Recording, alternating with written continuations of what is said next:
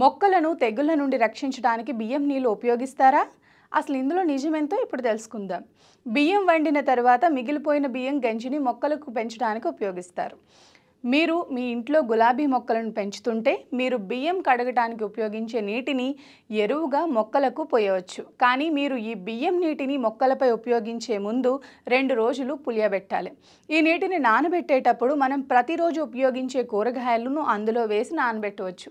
ఇలా చేసినప్పుడు కూరగాయలలోని పోషకాలు కూడా నీటిలో కలిసిపోతాయి.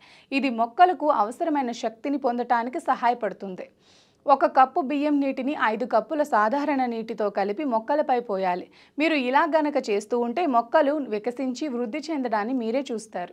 మీ మొక్కలు బాగా పెరగాలని మీరు కోరుకుంటే అవి బాగా పెరగటానికి మీరు ఇంట్లోనే వస్తువులను ఉపయోగించుకోవచ్చు.